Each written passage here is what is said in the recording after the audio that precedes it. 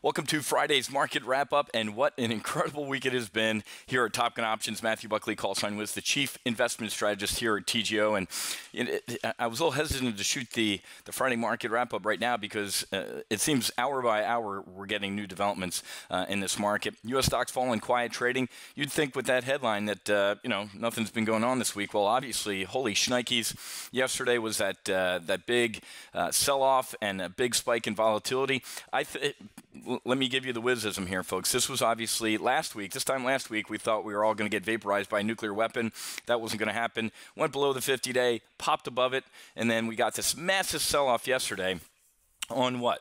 And if you haven't become a member in the past here at TGO because, politics, this guy, well, then you're an idiot because you're losing a lot of potential money here. Every one of these pullbacks year to date has been political. I'm not going to recap everything, but I think we're going to trade. You see this right here? Here was the first time that the Republicans failed to repeal Obamacare. Complete clown car on their part. And then the market did the whole, well, does that mean he can or can't get his agenda passed? We traded sideways below the 50 and hung below the 50 for a little bit. I think that's exactly what we're going to do here. This is not the big one, folks. This is not the Fred Sanford. Grab your chest. This is I'm coming, Elizabeth. We're going to end up getting our sea legs back here, but I think we're going to hang below the 50-day as this political turmoil either subsides or gets worse. What are we talking about here? If you don't know who this guy's name is, this guy's he's a jerk. He needs to go. Steve Bannon, he calls himself the chief strategist or whatever his name. He's a former Goldman Sachs heavy. He was a Breitbart heavy.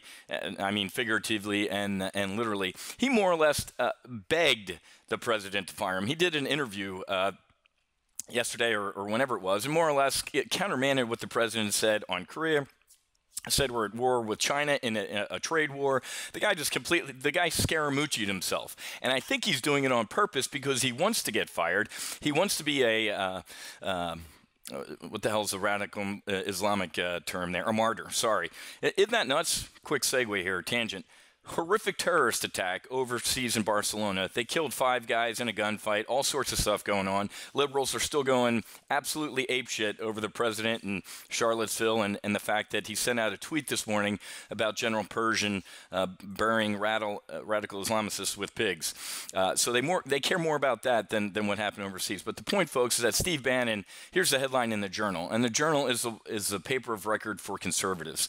Steve Bannon interview raises new questions about his standing in the White House. When you see a headline like that, he wasn't with the president in New Jersey. I'm pretty sure General Kelly is going to clip this guy, and it may come today. So when you see this headline that stocks jump on rumors that Bannon firing is imminent, that's imminent. That's exactly what's going on here. So take a look at the SPX here. We had a nice. Let's take a look at the markets here. I mean, out of the gates. Now we're kind of giving some of this back. Let me take a look at the 3-day chart. How's that? That's volatility. Hold on. Let me get to SPX here. So SPX, here's the kind of hey, we think Bannon's going to get fired, and Cohn's going to Gary Cohn's going to stay. So Gary Cohn, folks, we saw this week that all these coward CEOs were like rats on a sinking ship. Where's all my? Here it is. A couple of the councils actually disbanded. The president got rid of them instead of forcing all these coward CEOs to jump ship. So what's this mean, folks? I mean, seriously, do these CEOs for the rest of? He's not going anywhere. And even if he is going anywhere, you get President Pence, who's going to pick up this baton of lower taxes, lower corporate taxes, decreased regulation. The guy agrees with Trump in principle. So. I don't think he's going anywhere, but what do these CEOs do? You have to work with this guy for the next 3.5 years. And you're still going to have to lobby, although I guess now it's behind the scenes, for things that your company and your shareholders want and need. So again, biting off our nose to spite our face, with everything that's going on, it's almost saying like, hey, let's go tear down Auschwitz because of what happened there and put up a Disneyland. Take down the Confederate statues, put them in a museum so they put them in the context. That's what you do. You don't. There was idiots in Chicago the other day who vandalized the statue of Lincoln. who freed the freaking slaves. So the frothing at the mouth, folks, I hope it subsides relatively soon. And yeah, you have idiot pastors now calling for the tear down the Jefferson Memorial, the Lincoln. This is what happens, folks. It's the night of the brown shirts and the burning of the book. So, but Gary Cohn is the president's chief economic heavy. If he... well, not if. I think he does take over the Fed because of what the president has said about Janet Yellen during the campaign. Pretty hard on Janet during the campaign, keeping interest rates low, artificially boosting stocks to keep Obama in office, and then now he's president. So I think he goes. Gary Cohn stays. If Gary Cohn was going to resign because of the president's kind of fumbling, if you will, of the Charlottesville stuff, he would have done it already. He's staying. He's a Democrat. That's what cracks me up, folks. He's a Jamie Dimon type of Democrat. He's a limousine liberal. He actually supported Clinton the last time around, donated to Clinton. So I think he's going to stay, and they're going to boot Bannon. If that happens, folks, we're going to get a nice rally in the S&P 500. I don't know if it's going to happen today. I don't know if it's going to be one of those late Friday news type of things. So it's not carried on the news, but this is a different media, folks. Whenever Trump does something, doesn't matter if it's midnight on Saturday, it'll be breaking news and 24/7 coverage. So here's the deal. I don't think this is the big one. If you do, it is now time. I've preached this for the past couple. Let's take a look at the VIX here, folks. I've preached this till I've been blue in the face. Get long disaster puts on SPX, the S&P 500, out to October. I told you that I think the president's going to give a couple months for the sanctions, the real sanctions on North Korea to kick in. And then I think we have the debt ceiling fight. Obviously, Mitch McConnell says, hey, there isn't even going to be a fight about this thing. We're raising it, even though they fought to raise it when Obama was in office. I just can't, I don't want to say I agree with Trump on some issues because, I'll end up being branded a racist and, people come and egg my house or something like that. But good bet on volatility. I sent out a bearish double vertical yesterday in the face of all this selling. This is one of those Braveheart moments, folks, where you got to grab a lucky strike and go, I'm going to get short volatility. Remember, I said you have to be early on volatility trades. So sent out the trade yesterday afternoon, and as the selling increased and we got a spike in vol, but look what volatility did into the close. It kind of waned. So, and then today that trade's looking very, very nice, that bearish double vertical. So I still like to trade if you didn't get into it in my urgent alert. Bearish double vertical on VXX. Take a look at the urgent alert page, but that was a very nice trade, okay? But here we go. Here's what Uncle Wiz is saying I would do. I'd get some disaster puts 20% beneath the S&P 500. Just do the math. What's the SPX here? Let's just say 25, 25, 50. Go 50 points underneath where we are right now on the SPX out to what you call it, October. And then we talked yesterday in Thursday's market sit rep. There's a lot of unusual options. Well, I wouldn't call it unusual. I'd call this usual options activity on the VIX. I'd be looking at buying some VIX lottery ticket calls. Even double to where we are right now. Even the 25s, guys. Where's my bid and ask? My columns have moved around here. Thanks, E-Trade, Options House, whatever the hell you call yourself. So I would take a look at some. So disaster puts, SPX, out to October, 20% below where we are right now. And then I'd take a look at some VIX calls, double where we are right now. Okay? Not necessarily double, not up to 28. I go in the mid-20s on some VIX calls.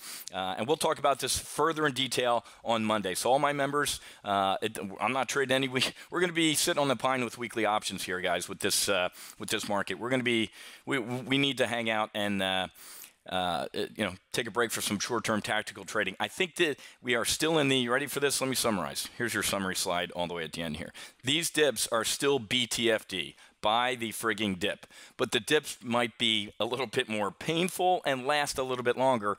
Like I said, I'm predicting this is what is going to happen right over here. Cut this, paste it right here, maybe hang below the 50 for maybe a week as we get bullish and figure out if Trump, no kidding, can get tax reform and everything else passed. I think the market's going to see Bannon going and Cohn staying as the president, licking his wounds and getting serious about moving his agenda forward. Cohn leaves, Bannon stays. I still think Bannon gets fired, but if Cohn ends up leaving, maybe over the weekend or something, futures are down 1,000 points on Monday. So believe it or not, who would have known that there's a Cohn and Bannon premium in the market? Well, we knew that, but that's because we're smart here at TGO, okay? And again, folks, I feel bad not talking necessarily about what's going on in Spain, but, look at this. Here's the head of the Drudge Report. Instead of, 14, 15, and I think an American or a couple Americans got killed in the attack yesterday. Newt Gingrich sounds the alarm. The presidency's at risk. Mitt Romney, dude, you lost. You suck. Go have 8 other wives. If you're going to bring them young. Mitt Romney's calling for Trump to apologize about his Charlottesville remarks.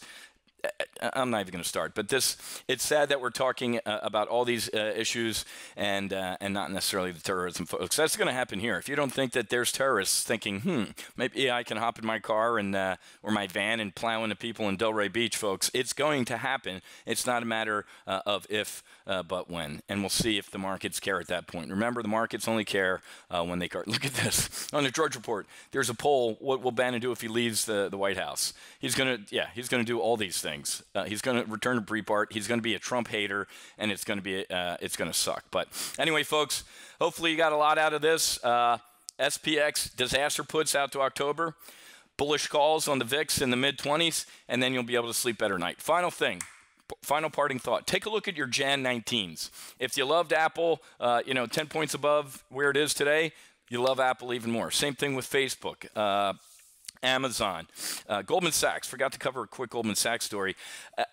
Goldman Sachs got booted to my bronze medalist, but this got reported in the Journal today. A wrong way gas bet fueled Goldman's second quarter swoon. Okay, so they lost $100 million. How'd you like to be that trader? You think you're having a bad day? $100 million from a gas price wager. Okay, so I know they had 2 quarters in a row of crappy earnings, and that's why they got booted to the bronze. So if you're still in those Goldman Sachs Jan 19s thinking I'm not going to say it's an all clear, but this makes a lot more sense as to why I thought that one quarter was an outlier, and then this quarter I'm like, whoa. Well, here's the reason for the whoa. So again, I'm not.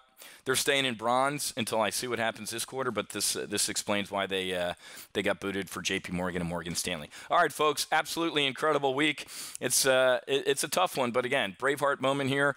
The fact that we didn't have any massive follow through from yesterday's selling is a little bit bullish. Again, I think Bannon goes and Cohn stays, and the market's going to be the market's going to like that. Okay, have a great rest of your day. Have a great weekend. Happy hunting. Make sure you hedge, and I'll see you guys Monday for our weekly options brief at 1.